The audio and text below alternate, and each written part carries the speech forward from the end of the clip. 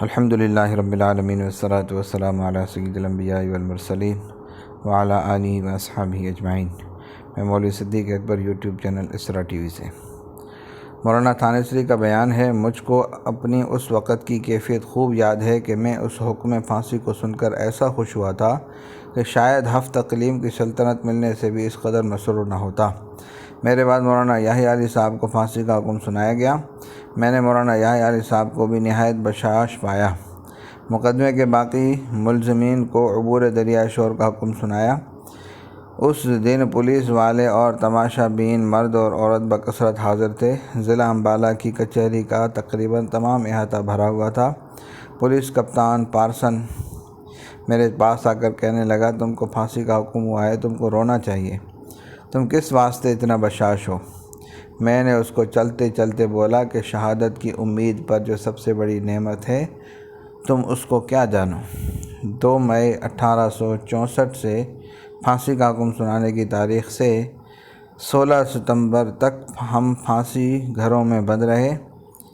اہالیان jail ہمارے پھانسی دینے کا سامان تیار کر رہے تھے اور ادھر ہم انگریزوں کا تماشا بن رہے تھے۔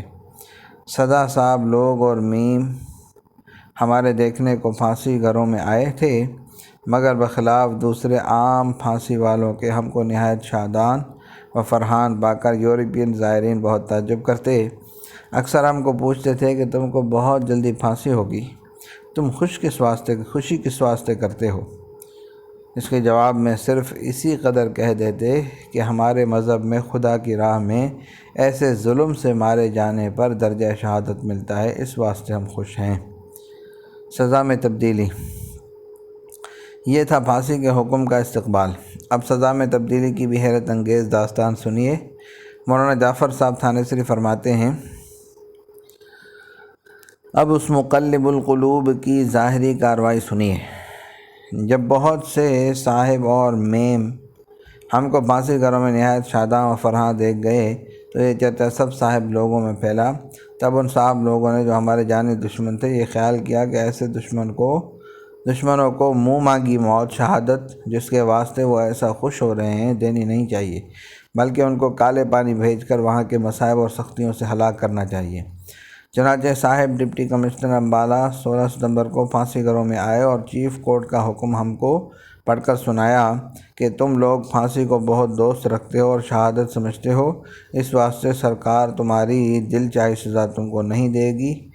تمہاری پھانسی سزائے دائم الحبس بعبور دریائے شور سے بدل گئی۔ غالباً خود مولانا تھانیسری کا شعر ہے جو حسب حال ہے، مستحق دار کو حکم نظر بندی ملا، کیا کہوں کیسے رہائی ہوتے ہوتے رہ گئی۔ ڈپٹی کمشنر صاحب نے تبدیلی سزا کا سبب یہ بیان فرمایا، مگر ڈاکٹر ہنٹر اس کی وجہ اور بیان کرتے ہیں، اور انگریزی ڈپلومیسی اور اس کی شاطرانہ سیاست ہنٹر صاحب ہی کی توجیہ کو درست اور صحیح قرار دیتی ہے۔ ہنٹر صاحب اپنی کتاب کے آخری صفحات میں تحریر فرماتے ہیں، اب تک ہم نے میدان جنگ کے سوا کہیں بھی کسی کا خون نہیں گرایا۔ اس کا نتیجہ یہ ہوا کہ شہادت کے شوق نے لوگوں کو وہابیوں کی فوج میں داخل ہونے کی بجائے بہتوں کو ان سے منحرف کر دیا۔ اگر ان ملزمین کی اصلی سزا پر عمل کیا جاتا تو ہر سال ہزاروں زائرین ان کی خانقاہ پر زیارت کے لیے جایا کرتے۔ ہر زمانے میں مذہب کے لیے مرنا معاذ اللہ ہنٹر کے خیال کے بموجب بد کرداری کی زندگی کو نیک نام کرنے کے لیے کافی ہوتا۔ حکومت کو ایسی سزا سے احتیاط کرنی چاہیے جس کو اس کی مسلمان رعایا شہادت تصور کرے۔ اس باب کو ہم مولانا یحییٰ علی صاحب کے ذکر پر ختم کرنا چاہتے ہیں۔ وہ جس طرح ان گرفتاران بلا کے قائد و رہنما تھے، ان کا صبر و استقلال بھی سبق آموز تھا، اور قدرتی طور پر ان کے لیے شدائد و مصائب کا رنگ بھی گاڑھا تھا۔ کما قال صلی اللہ علیہ وسلم، اشد الناس بلاء الانبیاء ثم الامثل فالامثل۔ سب سے زیادہ ابتلاء اور آزمائش انبیاء علیہ السلام کی ہوتی ہے، پھر جس قدر افضل ہو درجہ بدرجہ اس کے امتحان و آزمائش میں شدت ہوتی رہتی ہے۔ مولانا عبدالرحیم صاحب صادق پوری ان کے قرابت دار تحریک اور نتائج تحریک کے شریک و رفیق ہیں۔ قید و بند کی رفاقت کھرے کھوٹے کی کسوٹی بھی ہوتی ہے۔ اس رفاقت میں جب ایک دوسرے کی زندگی کا قریب سے مطالعہ کیا جاتا ہے اور عادات و اطوار کو پرکھا جاتا ہے تو بہت سے جگری دوست دشمن بن جاتے ہیں، اور فداکار معتقدوں کے دلوں سے احترام و عقیدت کی روشنی گل ہو جاتی ہے۔ مگر مولانا یحییٰ علی صاحب کے اعلیٰ اخلاق اور بلند ترین کردار کا پہلا ثمرہ یہ ہے کہ آپ کے ساتھیوں نے جتنا آپ کو پرکھا، آپ کو اتنا ہی زیادہ کھرا پایا، اور جتنے آپ کے قریب ہوئے اتنے ہی زیادہ آپ کے عقیدت مند اور قدردان بنے۔ سالہ سال کی جانچ اور پرکھ کے بعد مولانا عبدالرحیم صاحب کی گرویدگی یہاں تک بڑھ گئی کہ وہ آپ کا نام لینا ہی سوء ادب سمجھتے ہیں۔ آپ کے لیے ہمارے حضرت یا جناب حضرت مولانا کے الفاظ استعمال کرتے ہیں۔ اس تمہید کے بعد مولانا عبدالرحیم صاحب کی تحریر کے چند اقتباسات ملاحظہ فرمائیے۔ پہلے گزر چکا ہے کہ گرفتاری کے بعد امبالہ جیل میں پہنچا کر ہر ایک کو علیحدہ علیحدہ تنگ و تاریک کوٹری میں بند کر دیا گیا۔ مولانا عبدالرحیم صاحب فرماتے ہیں، اس وقت جناب حضرت مولانا کا صبر و استقلال قابل دید تھا۔ واقعی یہ ہے کہ اگر آپ کا ساتھ ہم لوگوں کو نہ ہوتا تو قدم ہم لوگوں کے ڈگ جاتے۔ اس کے بعد جب مقدمے کی پیشی شروع ہوئی تو اجلاس کے وقت جناب مولانا بالکل ساکت یاد خدا میں مصروف رہتے، اور آپ کے ذمے کے سوال کا جواب بھی میں ہی دیتا۔ آپ کی رائے نہیں تھی کہ مقدمے کی پیروی کی جائے یا کوئی وکیل مقرر کیا جائے، اور بقول مولانا محمد جعفر صاحب تھانہ سری، اگر دوسرے لوگ ان کو نہ روکتے تو وہ نیک اعمال کا اقبال کرنے کو تیار تھے، مگر ان کی طبیعت کچھ ایسی سیدھی اور بے عذر تھی کہ جب ان سے مختار نامہ پر دستخط کرنے کو کہا گیا تو بے عذر اس پر بھی دستخط کر دیے۔ یہ مقدمہ اور اجلاس کی صورتحال تھی۔ خلوت کی کیفیت ملاحظہ فرمائیے۔ شب کو میں اور آپ ایک ہی جگہ رہتے۔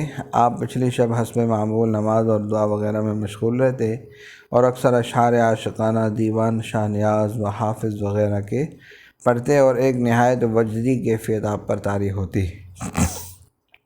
ہم لوگ سب ہوش باختہ ہوتے اور آپ نہایت مسرور و خوش۔ آپ کے چہرے بشرے سے کچھ بھی آثار رنج و محن کے پائے نہ جاتے، ذکر اللہ سے رطب اللسان رہتے۔ آپ اکثر اس شعر سے بھی جو حضرت خبیب صحابی کا ہے مترنم ہوتے: وَلَسْتُ بَالِي حِينَ أُقْتَلُ مُسْلِمًا عَلَىٰ أَيِّ شَوْقٍ كَانَ فِي اللَّهِ مَسْرَعِي وَذَلِكَ فِي ذَاتِ الْإِلَٰهِ لَهُ ذَاتِ الْإِلَٰهِ وَإِن يَشَاء يُبَارِكْ عَلَىٰ أَوْصَالِ شَلْوٍ مُمَزَّعِ۔ جب میں اسلام کی حالت میں قتل کیا جاؤں تو مجھے پرواہ نہیں کہ راہ خدا میں کس پہلو پر میری جان نکلنی ہے، یہ سب اللہ کی راہ میں ہے، وہ چاہے تو پارا پارا جسم کے منتشر اعضاء میں زندگی کی برکت عطا فرما دے۔ مولانا عبدالرحیم صاحب فرماتے ہیں، میرے پاس ایسے الفاظ نہیں ہیں کہ جن سے آپ کی اس کیفیت وجدی و شکر کا ایک شمع بھی بیان کر سکوں، اور اس کی تصویر کھینچ کر ہدیہ ناظرین کرنا تو ایک محال امر ہے۔ پھانسی کے حکم کے بعد ہر ایک کو علیحدہ علیحدہ کوٹری میں بند کر دیا گیا۔ ضبط و تحمل، صبر و استقلال کے ساتھ ساتھ مولانا یحییٰ علی صاحب کی خصوصیت یہ تھی، جب کوئی پہرے والا سپاہی یا کوئی سپاہی یا قیدی آپ کے سامنے آ جاتا، ہندو یا مسلمان سب کو آپ توحید باری کا واز سناتے اور عذاب آخرت و پاداش عمل سے ڈراتے۔ الغرض ایک عجیب طرح کا فیض آپ کا اس قید تنہائی میں بھی جاری رہا۔ سپاہی جو پہرے کے واسطے آتا وہ سکھ ہوتا یا گورکھا اور مسلمان نہ ہوتا، آپ اس کو اس آیت کریمہ کا واز سناتے: ارباب متفرقون خیر ام اللہ الواحد القہار۔ سپاہی کھڑا روتا، اور جب اس کے پہرے کی بدلی ہوتی تو صحبت کو چھوڑ کر جانا پسند نہیں کرتا تھا۔ میں کچھ نہیں لکھ سکتا کہ کس قدر فائدہ اس وقت پہرے والوں کو پہنچا، اور کتنے موحد ہو گئے اور کتنے دین آبائی چھوڑ کر مسلمان ہو گئے۔ لا یعلمہ الا اللہ۔ آپ کا فیض کبھی کسی حالت میں بند نہیں ہوا۔ آپ کا جسم مبارک قیدی تھا، مگر آپ کے دل اور زبان آزاد تھے۔ اس پر کسی کی حکومت نہ تھی بجز اس حاکم حقیقی کے۔ اگر 2 منٹ کے واسطے بھی کوئی سامنے آ جاتا، آپ امر بالمعروف اور نہی عن المنکر بجا لاتے۔ بہرحال جیل خانہ اور پھر جلا وطنی کی مصیبتیں آپ نے کس طرح شاداں و فرحاں خندہ پیشانی سے برداشت کیں، اور ہر موقع پر خدمت خلق، بندگان خدا کی خیرخواہی، اتباع شریعت اور سنت رسول صلی اللہ علیہ وسلم کی پیروی کے جذبات کار فرما رہے۔ ان کی تفصیل ہے، صرف دو واقعے بطور مثال پیش کیے جاتے ہیں۔ صلی اللہ تعالیٰ علی حبیب سیدنا محمد وعلی آلہ و اصحابہ اجمعین برحمتک یا ارحم الراحمین۔